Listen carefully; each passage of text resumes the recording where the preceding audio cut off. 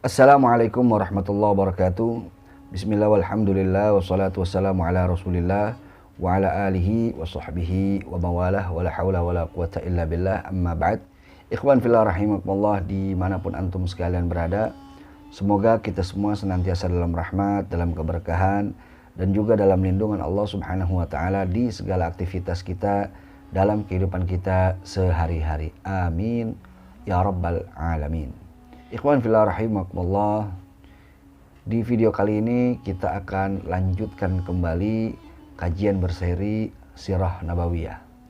Dan di video kali ini kita akan membahas tentang peristiwa-peristiwa yang terjadi seputar kelahiran Nabi kita Sallallahu Alaihi Wasallam. Semoga video ini bermanfaat dan mari kita simak bersama-sama.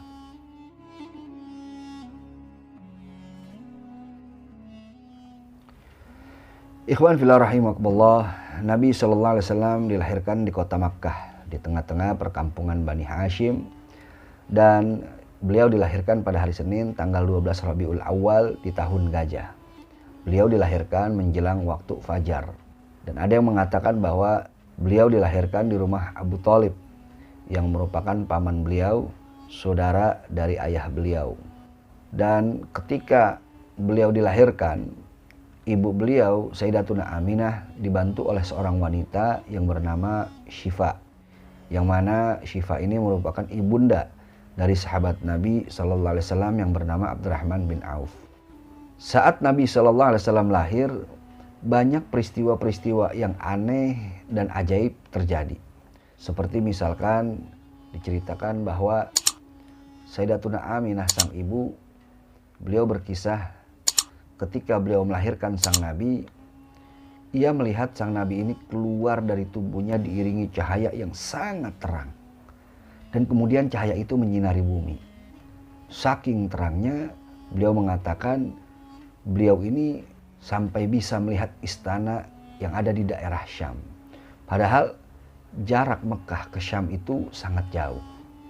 Kemudian peristiwa aneh yang lainnya saat Nabi SAW lahir, yaitu terjadi di Kekaisaran Persia.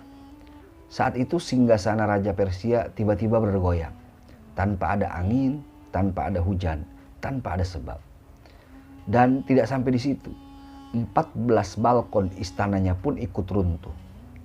Dan selain itu, api sesembahan yang ada di kuil Majusi di Persia, yang disembah oleh kaum Majusi yang sudah ada semenjak ribuan tahun yang lalu, tiba-tiba ikut padam. Padahal sebelumnya api tersebut tidak pernah padam ribuan tahun.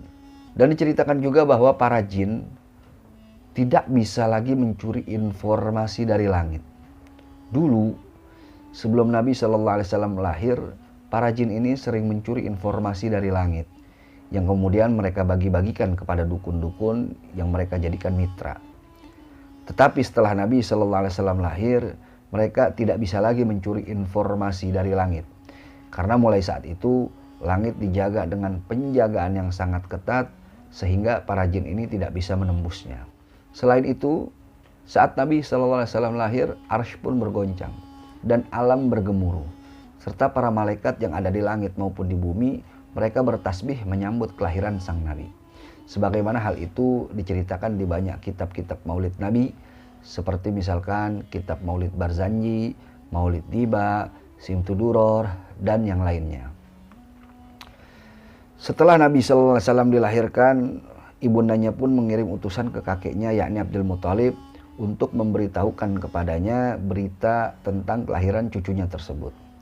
Kakeknya pun datang dengan gembira, dengan sukacita, dan langsung memboyong cucunya tersebut masuk ke dalam Ka'bah.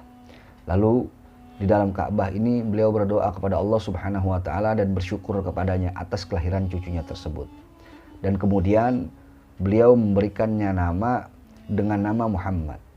Padahal nama itu tidak populer, tidak dikenal ketika itu di kalangan bangsa Arab.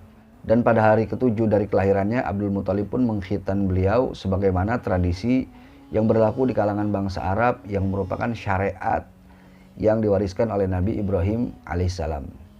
Tapi ada riwayat yang mengatakan bahwa beliau Nabi Shallallahu Alaihi Wasallam lahir dalam keadaan telah dikhitan. Adapun wanita pertama yang menyusui beliau adalah ibundanya sendiri. Lalu kemudian beliau disusui oleh wanita yang bernama Thuwaibah, yang merupakan budak wanita dari Abu Lahab, paman beliau. Dan saat Thuwaibah menyampaikan kabar bahwa keponakannya telah lahir, Abu Lahab ini sangat bergembira. Apalagi yang mendengar yang lahir ini seorang putra. Dan saking gembiranya Abu Lahab saat itu, ia pun memerdekakan Thuwaibah. Walau di kemudian hari Abu Lahab ini menjadi musuh Nabi yang paling getol memusuhi Nabi dan Islam. Dan sudah menjadi tradisi yang berlaku di kalangan bangsa Arab yang tinggal di kota seperti layaknya kota Mekah. Mereka ini mencari para wanita yang dapat menyusui bayi-bayi mereka. Hal ini dilakukan sebagai tindakan pencegahan terhadap tersebarnya penyakit yang kebanyakan ada di kota.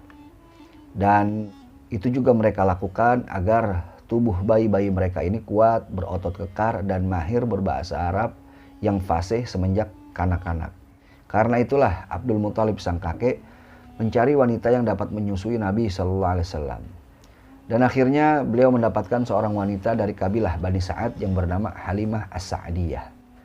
Halimah As-Sa'diyah merasakan adanya keberkahan ketika menyusui Nabi Shallallahu Alaihi Wasallam. Mulai dari air susunya yang bertambah banyak, padahal sebelumnya air susunya ini agak sulit keluar, hingga anaknya yang masih kecil ini sering menangis lantaran Halimah selalu kekurangan air susu.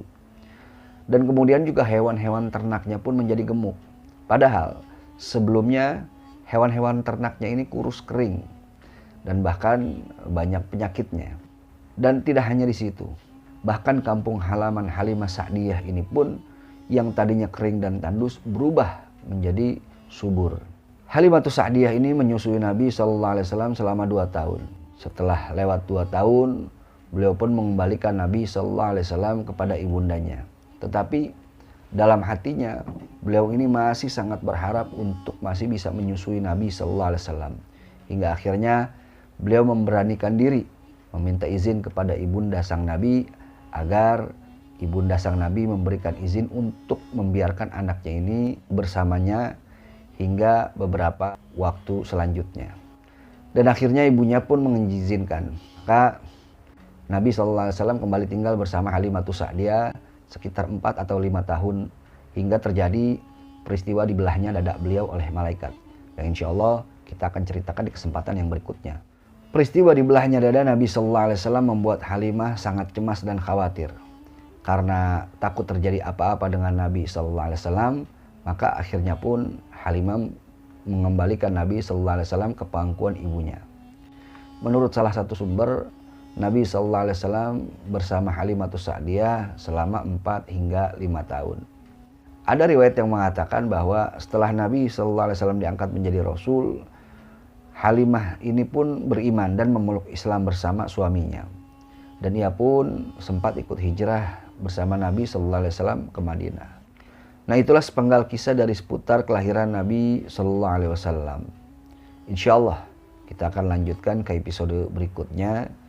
Dan semoga video ini bermanfaat. Wallahu a'lam bishawab. Jika menurut Anda konten ini bermanfaat, jangan lupa subscribe channelnya, share videonya, dan terima kasih atas segala perhatian. Mohon maaf atas segala kekurangan dalam penyampaian.